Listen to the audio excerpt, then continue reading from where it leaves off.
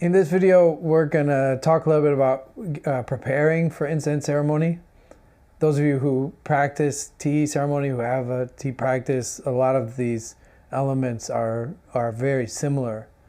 And in fact, a lot of the elements of the ceremony itself are very similar. In general, it's really helpful to approach preparation for tea or incense, to approach preparation as part of the ceremony, not as like some chores that you have to get through in order to then have an incense ceremony or have a tea ceremony. It's really good to start to cultivate an approach towards all of that as though that is a part of your practice, as opposed to like getting ready is what you have to do to get to the ceremony itself. It really is a big part of the ceremony, because if the preparation's not right, then the ceremony won't go right either. It's a little bit like in theater. They have to spend a lot of time in rehearsal and in designing the stage and getting the lighting right, and even marking with tape on the stage where certain actors are going to come and stand. And the more you rehearse all that, the more you get all that ready, the better the show will go. Of course, the show will have its own flow and its own hitches, but the more you get ready, the better it will be. There's a lot you can do for that. Of course, that entails decorations and preparation of all the tools and everything that you need for incense ceremony or tea ceremony, but it also really involves practice. So the more you practice beforehand, before the actual ceremony, especially if there's guests, the more you have those rehearsals, like dress rehearsals where you're going over form, the more that you can let go of form in the actual ceremony, which is much better. So if we're making tea for people and we're stuck in the form that those of you learned, like if you took the Intro to Cha Dao course and you learned all that, if you're stuck in that form in the ceremony, then the ceremony doesn't have the freedom to be this ceremony, uniquely this ceremony. We often talk when we study Chashi about Ichigo Ichie, which is Icha Ihui, and one encounter, one chance. A part of that is that ceremony has its own life. It is its own being. And so that one ceremony has to have the freedom to be itself. And if it's too stuck in a form, it can't do that. It also can't adapt the form because it will be stuck. So the ceremony itself really isn't the time to practice the form. We should do that before the ceremony. Of course, for some time as we're beginners, it's all kind of practice. We practice, when we're alone and getting ready, and then we practice when guests arrive too, and that's just part of the practice, and we make some mistakes, and that's okay, and then later we learn from those mistakes, and that's kind of all happening. But the ideal is that we practice the form over and over again with discipline so that we can let go of it in the actual ceremony itself, so that the ceremony itself can flow freely and without hesitation and doesn't have to be choreographed in our mind. In fact, we can let go and not have our mind there at all. We can just kind of use whatever you want to say, muscle memory, but also not just that, also an adaptation to the environment, to the guests, to the event itself. It's kind of like, another analogy is like in martial arts when you practice form and form and form and form and form, but then when you actually get into a combat situation, you can't use that form anymore. But it's still there. All those movements are still there. They're still going to be helpful. They're still going to allow your body to move in the ways that it needs to, but you're going to have to adapt to the terrain, to the opponents, to all of the things that are in this unique battle. So rehearsal and practice, lots of practice of little things, which we'll get into when we talk about some of the techniques for incense ceremony, and same for tea. Rehearsal of movements, like you can, in this case, you can stir the ash and create the ash and just do that over and over and over again before the ceremony. In tea, you could just wash the bowls and wash the bowls and wash the bowls, and do that a few times when you're alone. making tea, or in here in incense ceremony, there's all the little parts can all be individually practiced, and then that practice then becomes part of preparation too. So being prepared is really about knowing the method as much as possible, because the more you know the method and the more you practice it and do so diligently and almost like, in a constricted way, in a tight way, the more tight you are in practicing the form when you're practicing, the more you can let go of it in the actual ceremony. And so that's really important. That's one of the places where I think, because as Westerners, we often prefer freedom over form. And form feels a little bit like dogma to us. And we don't want to be told how to create our tea ceremony or our incense ceremony. We want to do it our own way. So there's a kind of misunderstanding, because the form and the discipline and the method are actually empowering that freedom. They're not taking away from it. Because the more you practice that method over and over and over again, the more you can comfortably let go of it, right? The more the dancer knows the routine, the more she can, on the night of the performance, step onto the stage and let go of the routine and just be, no music, no me, just dance. The more she can do that if she's really got it. If she's really got the routine, then you can really let go of it. So the more you have the techniques, you can let go of them more and more. In tea, we talk about shu hari, and these shu hari, shu is this like copying the form over and over and over again in practice in a disciplined way. And when you're doing that, you wanna like get as microscopic as you can. You want the teacher to be coming over in the Tai Chi form, and like first the teacher's happy, you can just get the like general movements, but then eventually they're coming over and adjusting your hands by just 1 centimeter, right? Or in yoga, right? You can, in the beginning, you just kind of do something resembles the asana, but later the teacher's coming over and adjusting little things and make sure it's absolutely perfect. So you want that shu, you want that to be in your practice. You want the practice to be as disciplined as it can, as proper as it can, everything as perfect as it can over and over and over again. And then the ha means to break the rules. This is where, once you have the form of the ceremony and you have it down really, really well, then when you start to apply it in real life with guests, with different locations, because you're not always going to be having an incense ceremony in your house. You might be invited to go do one outdoors or to do one at a friend's house. Same with tea. And so as you go into different environments, you're going to have to adapt that form, and you're going to have to adapt it to certain situations. Or what happens when, I don't know, when there's a person that doesn't drink their tea, or when you accidentally spill some of your incense, or things are happening in real life, in the real ceremonies, that you realize that form, if you're stuck in that form, this is what, when we Westerners come against form and we feel that like little bit of resistance, like, oh, that's dogma, I don't want to be told how to do it, or I want to be more free. We often understand that like that form can be blocky, and it then bumps into things and causes problems if you're stuck in it, right? And so the second stage is, once you really have the form down, you learn when to break it. You learn when to bend it. You learn how to adapt it to all the situations that it's going to meet as you go out into life.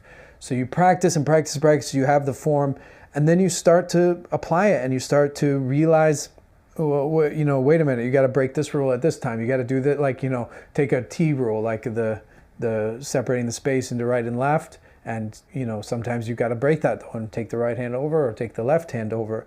And so you realize when to do that when you start encountering those situations. And then, more and more, you start taking that form and adapting it to the situation itself. And then the last stage, the Ri, is like transcending the form, where it's like, it's just in you now. And you are it. So you become the moment, you become the ceremony, wherever it is, in any location, with any people, intuitively kind of what to do, because you are it. And, these stages aren't something that you like pass through in life and then done. It's not like shuhari and then now you're it all the time. Sometimes you might have to go back to form. Even after decades, I still go back to form and practice again, and I still find new adaptations, new situations that I don't know what to do, and I still find amazement at those times when it intuitively comes out what to do. So all of that really is like the general preparation for tea ceremony, for incense ceremony. And then there's specific preparations just for incense ceremony. There's specific things, and they do, though, those things correlate very much to tea. So you have the practice, and you do the practice as much as you can to be ready to let it go, right? And then you have to, just like with tea, you have to know the occasion, know the guests that are coming, and then that helps you to determine what type of incense you're going to use, what type of tools you need out, and then you also going to make an arrangement. Today we have simple arrangement is this antique table, and Yuting put a bonsai tree here. But maybe we can ask her to also talk just a little bit about the considerations that she uses when designing this, and how much they relate to tea. So 你安排这个跟茶席的大概一样的，用一样的方法吗？对，大概一样，就是但是我们香的话，就是这里茶壶的位置就是放香炉那还有其他我们需要的道具因为我们操作的话会是用右手，所以我这一些道具就会放右手。那我茶道的时候，我这茶道的道具就会在左手，因为我会拿茶则，然后拿茶叶罐都是在左手这边。Yeah, so she says that the arrangement of chachi and the arrangement of the incense ceremony very, very similar. But one main difference, obviously, is that instead of a teapot here, there's the censer is going to go there. And then she said, just like in tea, how we, even with different types of tea, if you're making gongfu tea or bowl tea, you have to be mindful of where you're going to put the utensils relative to which hand is going to use them. So she's with the incense, she's got the utensils over there on the right side because she's going to be using her right hand to grab them. And she's got the incense scoop over here on the left side. But in tea, some of those things would be she would have the scoop on the other side because she likes to grab it with her left hand to use her right hand to put the tea into the pot, obviously. So it's being mindful of where you're placing things so that there's a combination of function and form.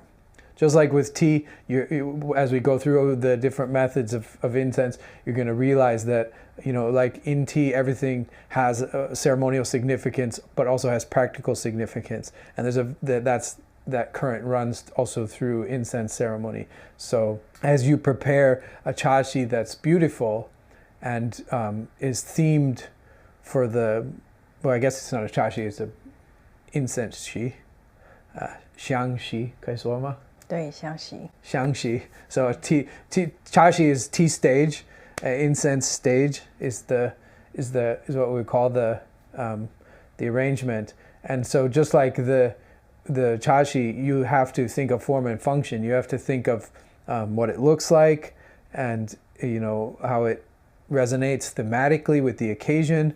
But then you also have to think about where your hands are going to move through the space, where you need to leave space, or where you're going to put things where they're easy to grab, and then I think choose your wares so that they match.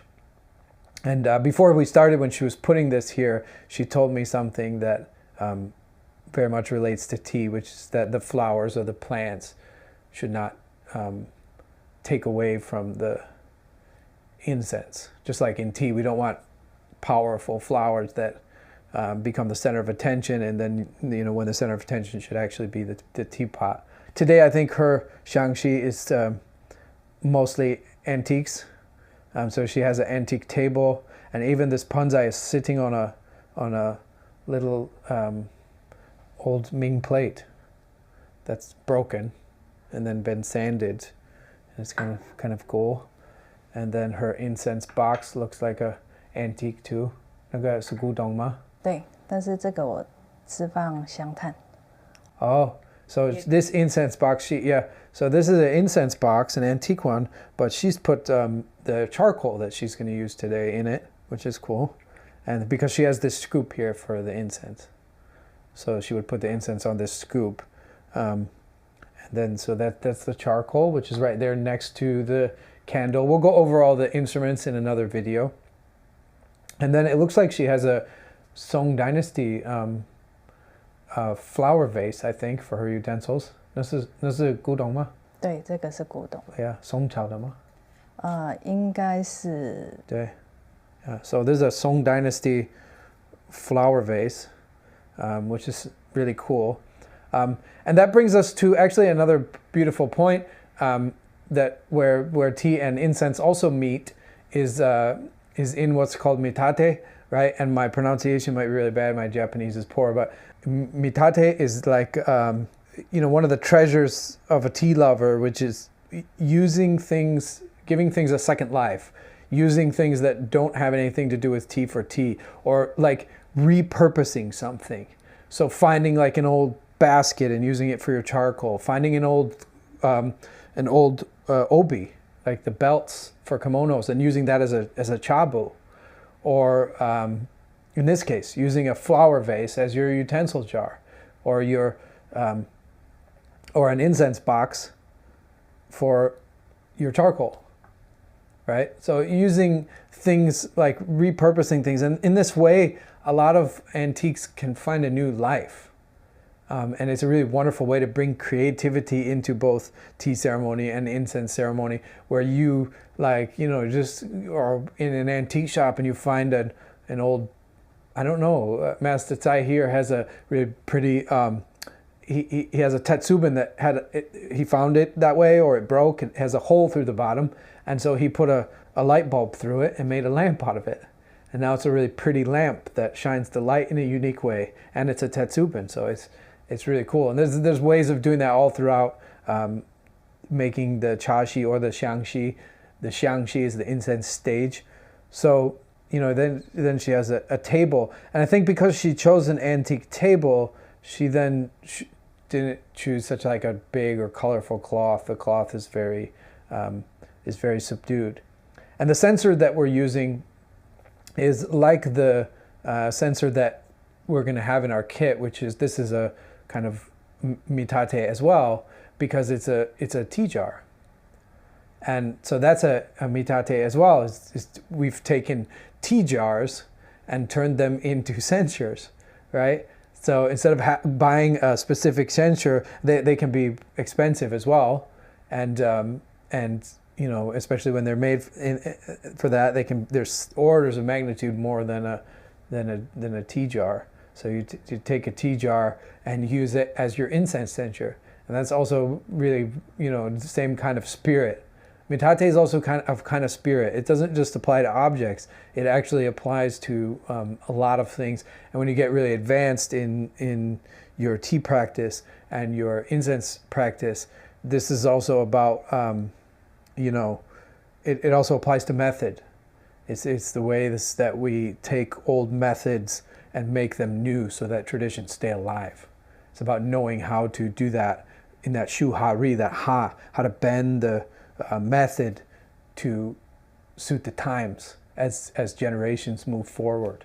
So it's not just about reusing objects, but we talk about mitate is in terms of like, finding things and repurposing them, bringing them back to life, giving them or giving them a new use, right?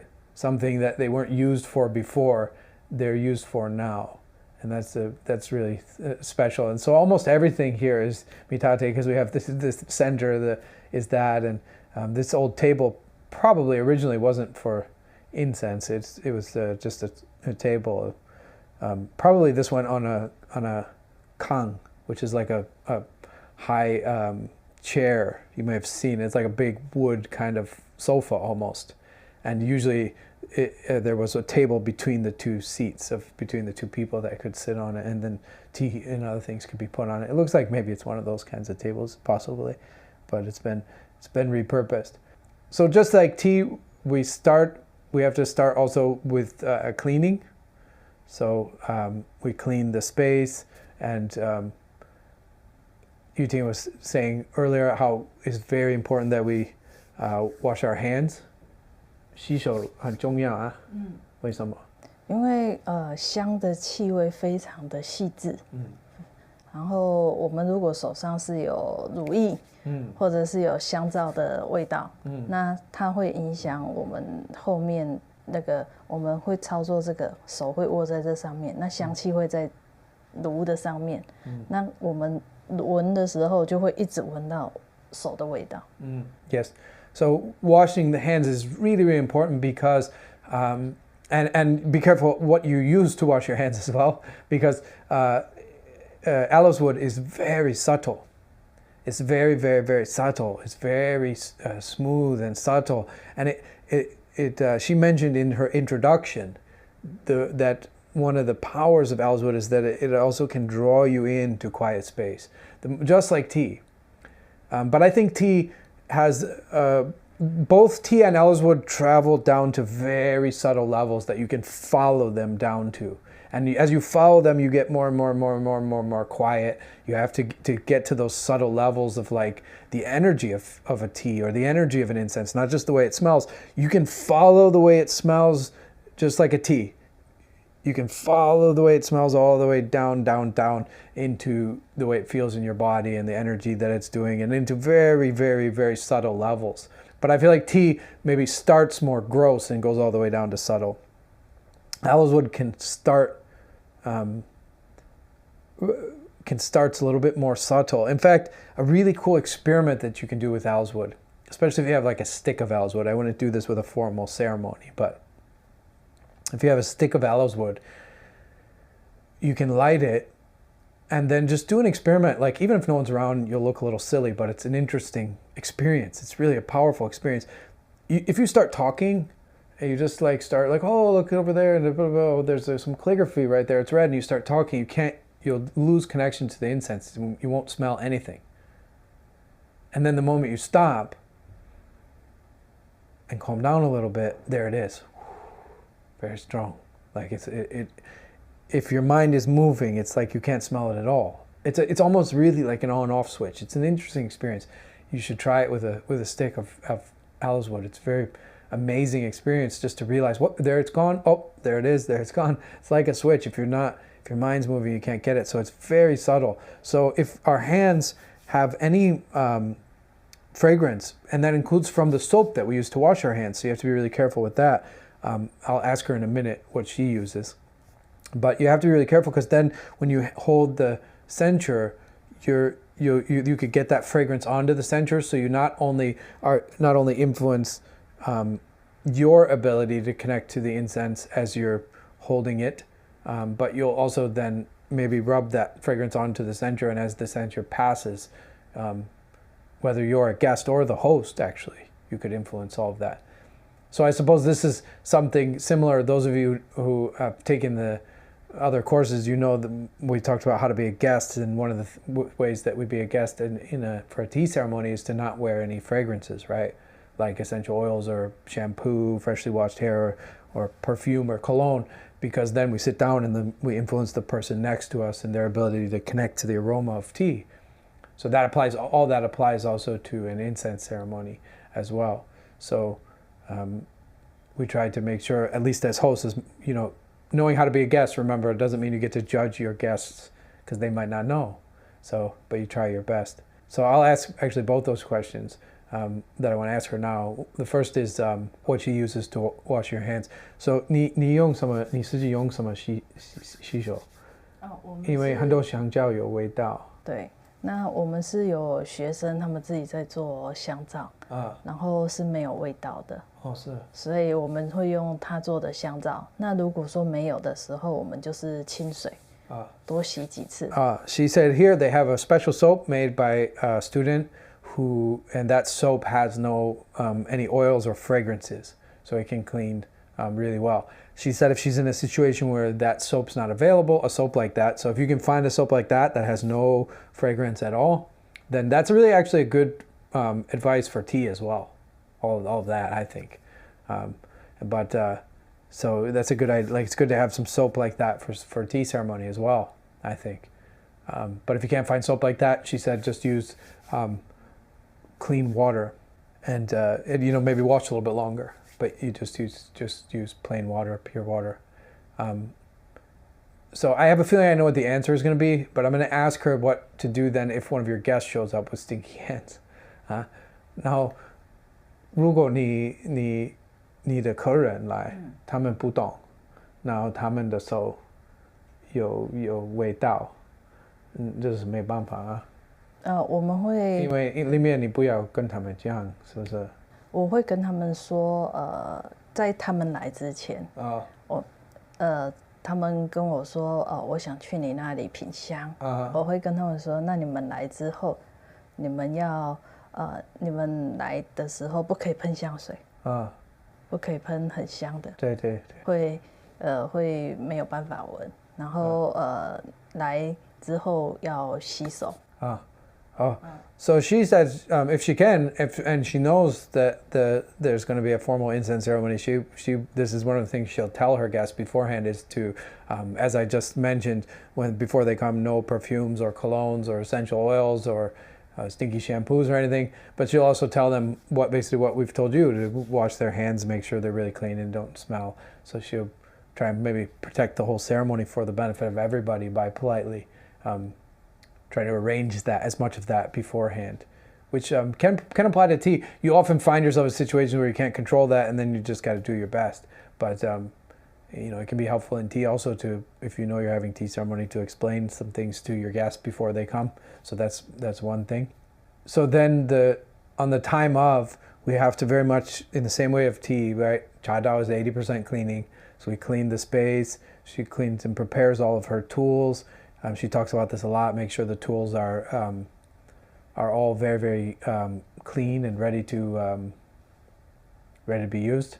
And then also need to cook the ash, which I'll let her talk a little bit about. That's a very important thing, right? So 你可以给我们介绍就是为什么还有怎么样烧那个灰？这个灰吗？我们灰要去，因为每一次点完炭之后，里面会有香材，也会有炭的味道会在里面，所以我们会每一次用完之后会去火上面会去炒，把它的味道都清理干净，让它之前用过的味道都没有，之后再放进来。So the main obviously, there's ceremonial significance that you can read into this as far as just purification, but the main practical reason, she's very practical, so she went right to the point.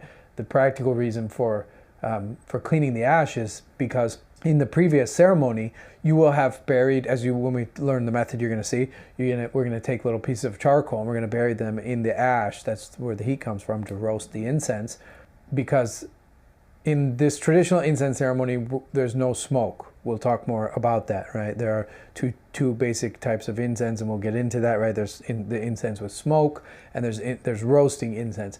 And actually, even incense with smoke, the smoke, we often we're confused, but it's not the smoke usually that is the carrier of the fragrance. More of the fragrance, even in incense that smokes, more of it is coming from the incense, the oils and incense that are being roasted just next to the flame. So just beneath the flame, there's the incense there that's also being roasted. But in this technique, we're actually roasting it, which is even better. It's smokeless. It's more subtle. There's much more aromas.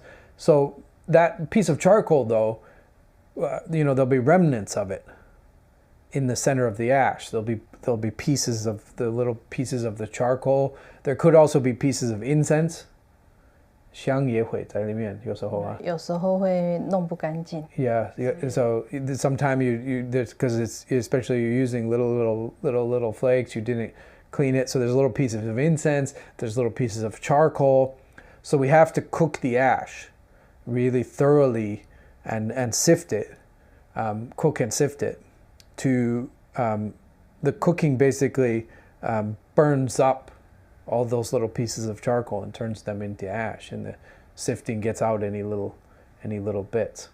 And she recommends buying a pan just for that, because as you cook the ash, the pan itself will get burned, because most pans they're made to actually have some kind of liquid in them or something like a saucepan.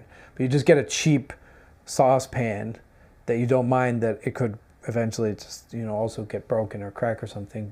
And then you use your stove. We'll demonstrate in the video, and you just cook and sift and 就是多长时间做大概？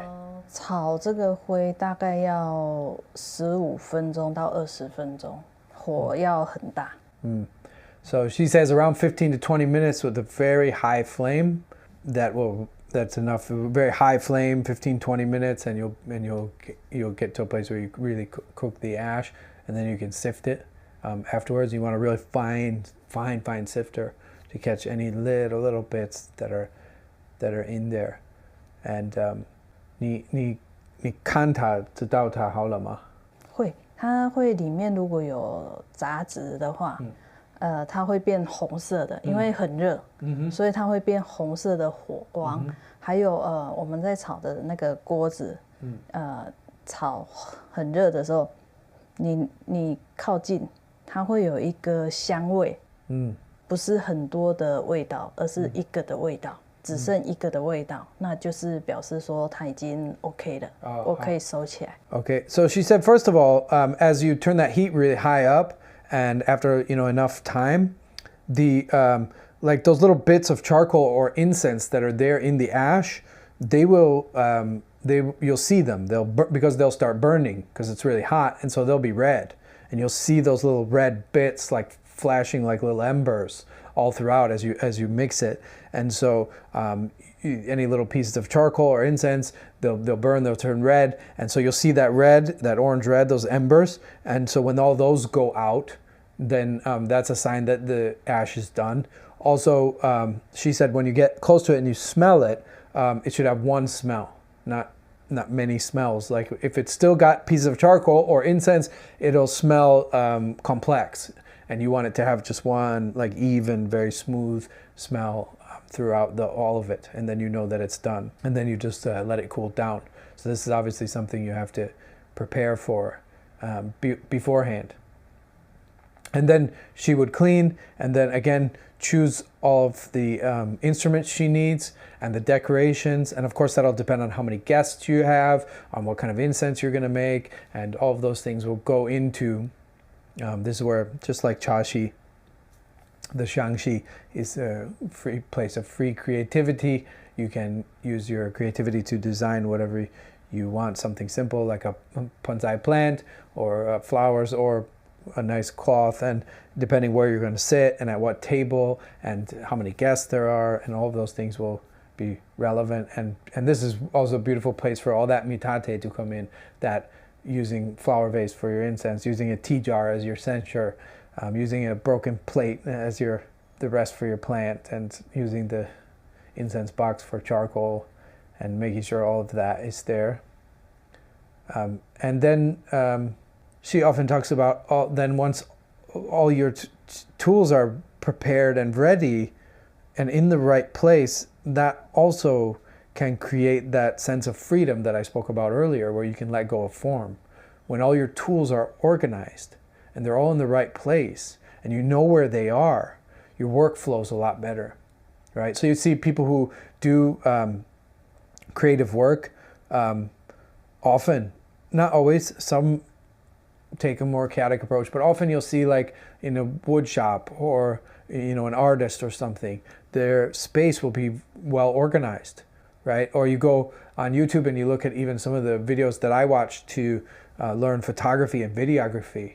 And you watch those guys and you look at their studios and you see like all their cables are hung up and they have all their like batteries in a certain drawer and they know where all their tripods are and they know where all their certain lights are and everything was organized really well. Or Shansu is doing woodwork and you go to his wood shop, and even when he got that wood shop, one of the first things he did in there was make shelves and racks on the wall to be able to hang each tool so that he knows where the tools are. Because when you know where everything is and it's all really organized, you know, it's really flustering to start a tea ceremony, for example, and then realize mid-ceremony you forgot the tea scoop, or you forgot to bring the tea out, or you forgot something. So remembering that you have everything also creates that comfort to let go.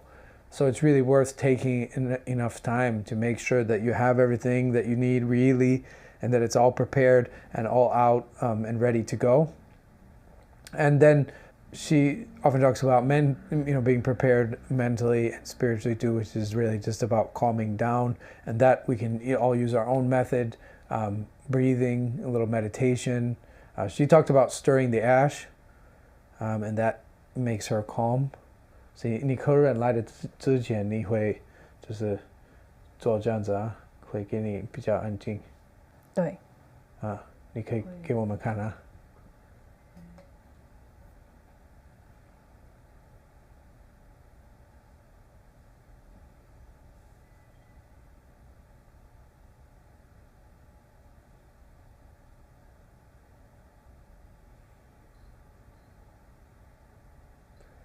你做这个动作的时候，你的心会比较安静啊。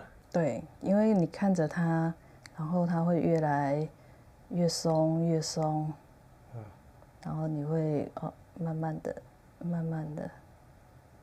She said this is a really good technique for her because she can